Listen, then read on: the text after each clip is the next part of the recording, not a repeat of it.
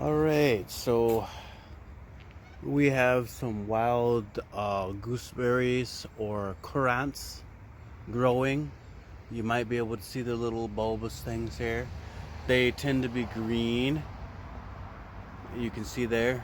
That's them. That's that. They're very edible. They're kind of tasty. Here's one that's they go from green to purple. There's a purple one there.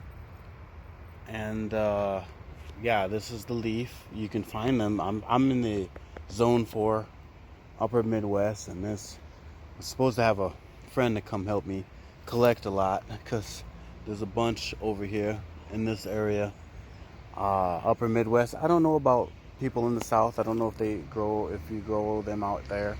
I probably would recognize the plant. It's a leaf that looks like this. There are thorns on them. They can be a bit thorny, especially when they start out, so you can kind of pick these and get pricked if you want, but it's worth it. So yeah, there's a bunch of them. I'm gonna try to pick a few and maybe bring my friend out, and we'll probably pick some more. Again, this is July 2022, and there's a lot, so we'll see what I can do. But yeah, these are gooseberries or currants. Ribs, ribs is the species, I guess. I don't know how to pronounce it, but that's them.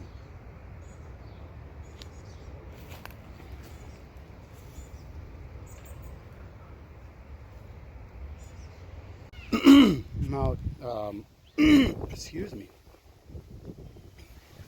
Harvesting wild currants or gooseberries. Here's one right here. It's more of a purple or purplish color. There's a bunch here in this particular bush or shrub. They're called gooseberries or wild currants. There's a good contrast there. There's a green one to the left and a more burgundy one or purple to the right.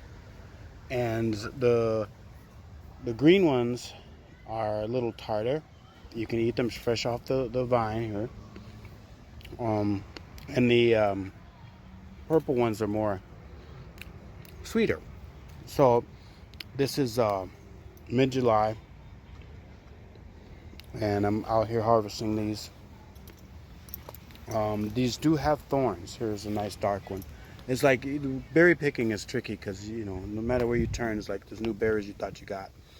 And there's, you know, but these bushes do have thorns, so you have to be careful, or at least extend the energy of gratefulness and respect, so that you don't get stung or thorned as much. But you see their umbrils that kind of grow underneath. You can pick this up and you can see them. You can kind of possibly caught glimpses of them just underneath. So I could just on this tree alone, I could spend here a while picking these berries here. Yes, it is a labor of love because you know it's hot right now. The sun's going down. I didn't go in the middle of the day. But the berries, the bushes do have thorns. I hear that some people do transplant or reseed gooseberries or wild currants into their gardens and stuff like that. But they're so plentiful where I'm at right now. It's like, you know, there's no need to do that. But again, you know, I have to deal with looky-loos and passerbys. Problem with being the Urban-Aboriginal most time. Oh, what are you picking there? What are you doing? Oh, gooseberries. Yeah, well, you knew what I was doing. Why did you ask in the first place? Leave me alone. Anyways, I got a bunch to pick here, and I'm only filming with one hand. But I hope you see all these, so we'll see how it goes. Any kind of berry, right now, it's summertime. Midsummer, I would say. Early midsummer. You know, juice, jams, jellies, pies, fruit leather, gummy bears, gummy worms, gummy whatever you can make. So it's just you got to get out there and get them while the getting is good. Up here in the upper Midwest in Minnesota here, you know, apparently there's a week long between, maybe 2 weeks between, what are we going, I don't know, mid-August, I would have to say, to get the sweetest ones.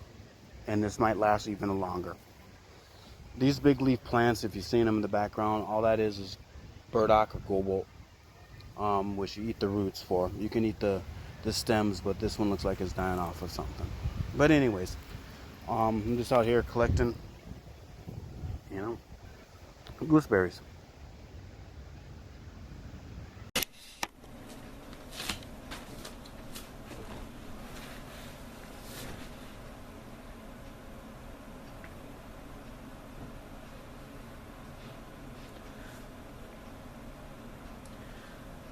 Alright, so these are the currants, or the gooseberries that I have harvested in the past here.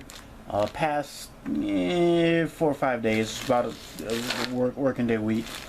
I keep them in the freezer, and I'm going to do this for this next batch. Now, as we had went out, the next batch is obviously darker than this batch.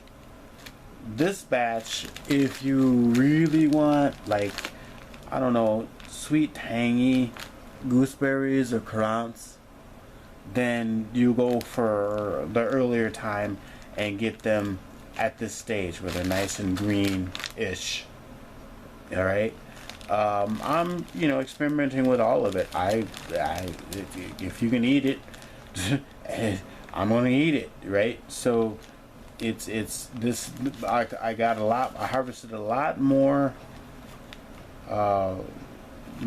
purple, grapish looking currants or gooseberries. That what I'm going to do now is I'm going to freeze, because it's going to make it easier for me to detassel them. So, oh, there's fire drills going on in my apartment building, so I guess today is the day. If there's any background noise, that's probably what that is. So, at any rate, again, this is what I harvested earlier, and then this is what I harvested basically yesterday. I cut off a branch of gooseberries here, and they're known as wild currants. As I mentioned before, I will stick with gooseberries. I think it kind of rolls off the tongue more. Maybe it's just my Midwestern nature. But the main thing to keep in mind is that the leaves, let me see where my fingers are at. The leaves tend to look a lot more like goose feet or webbed feet. So I guess thus the term gooseberries. Do not know the etymology on that. The etymology, not entomology, that's the study of insects, but the etymology on this, I'm not quite sure where the wordage comes from, but it seems about right. It seems about right, you know. So you put this against the backdrop here looks like a goose foot. So this particular leaf, I was able to go out again and pick some. And the way that it picked this branch, I should say, and it's a bush, that first and foremost you must be very careful of these thorns. Okay, they got these thorns here. All right, raspberries have thorns. They just have thorns. I mean, and these are wicked thorns, and there's even tiny thorns too on the stem. But you got to be very ginger. And when you're harvesting berries, especially in the summertime, a lot of the berries that we like to eat, like raspberries and these gooseberries and such things, do have a protective mechanism, which are thorns. Okay, so you just don't go grabbing in or reaching in, and oftentimes it protects them from birds. They have a lot of undergrowth, a lot of birds. It's very difficult for them to get at it, plus the thorns, and they grow kind of underneath, like as droplets, right? So if I lift this leaf up, you should be able to see the berries underneath. Okay, so they're kind of hidden. Now, oftentimes, depending on the species, there are different colors of gooseberries. and there are a number of variety of colors and different variations. I'll pick them off so they're easier to see on camera here. But a lot of these are kind of like a green. This is very similar to the green of their leaves, and then they will slowly change into the like a purple or a burgundy, and then some people even say like a white, and I stay away from white berries just off top, that's just what I do.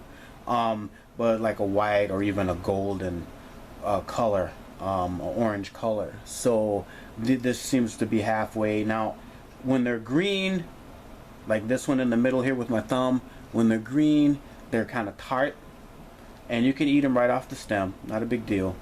When they get more darker, they're more sweeter, and you can eat them throughout their stages, and whatever it is that you choose to make with them will have that taste, whether they're tart or whether they're sweet, or you can mix and match. Okay. Let's see here.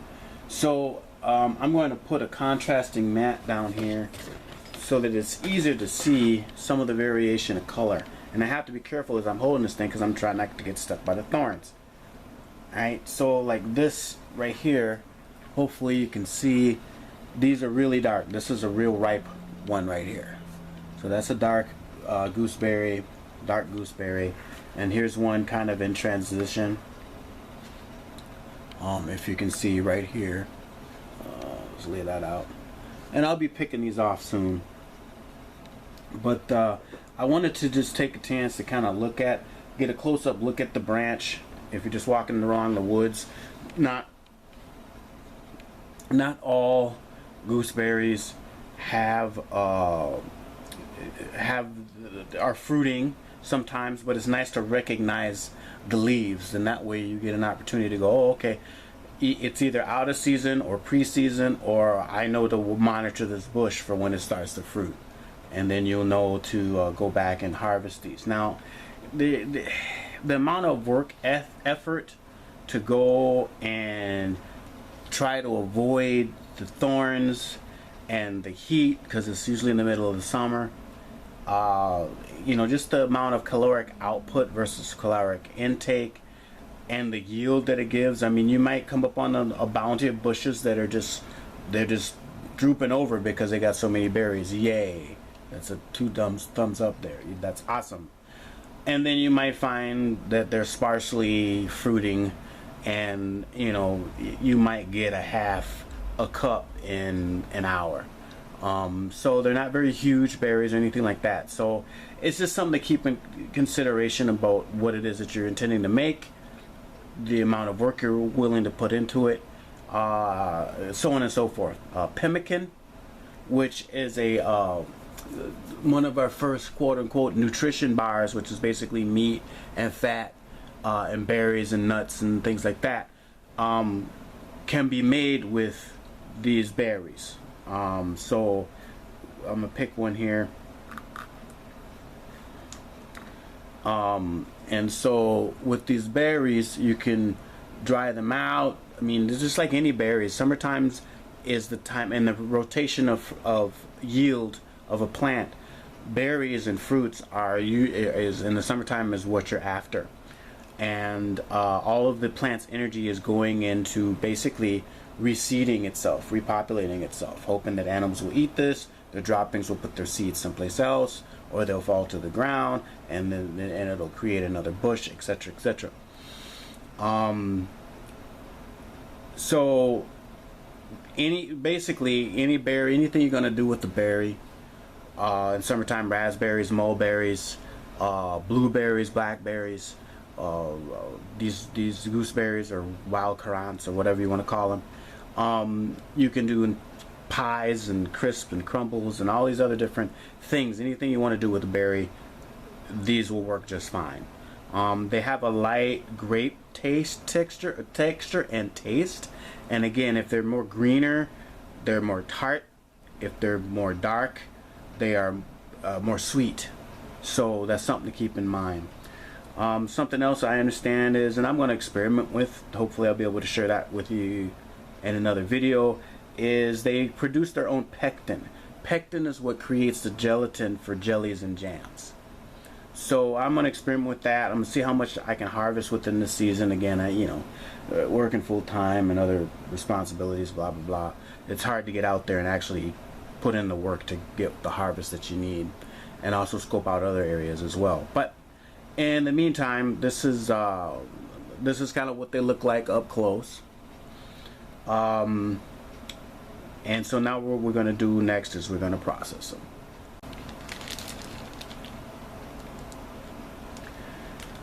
Alright, so we're going to process the gooseberries that we harvested yesterday. I put them in the freezer for a little while. And I find this is very easy because I don't want to mush these up quite yet. Not until I'm ready to process them. And this is a project that you do when you're just sitting around listening to an audiobook, or you're watching TV or something like that. And because it's a little bit tedious, and there's some also you can put your kids to work on too, child labor laws permitting. Anyways, we're going to do topping and tailing. So on this frozen gooseberry here, there's the stem part, and then there was what the flower part is the tail part. So basically all we're going to do is just pick them off, both sides, and discard the tops and the tails, and then put in the berry. And so this can be a bit tedious. So again, this is a darker one. A lot of dark ones yesterday. This is middle of July 2022. So they're quite ripe in the area that I harvested these at, Zone 4, Upper Midwest, basically Minnesota. And so they're looking about like this right now, at least in my area. So I'm taking out the tops and the tails, so we're not eating stems and things.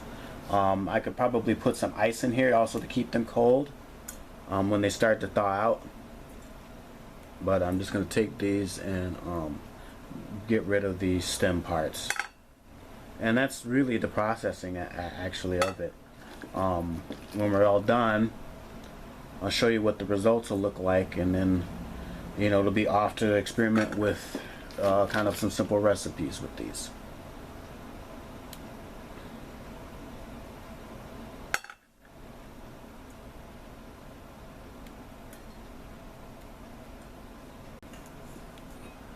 Alright, so here is, I don't know, maybe a cup and a half, maybe 2 cups full of wild gooseberries, wild currants I should say. And these are frozen. Again, this helps me do the topping and the tailing for the other ones that I've harvested, or throughout the harvesting or ripening season.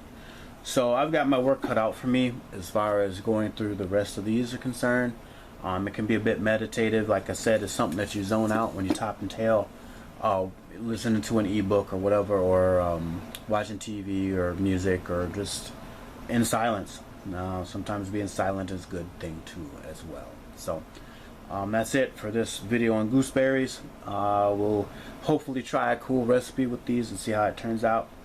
And then other than that, happy foraging. Just be safe and be careful.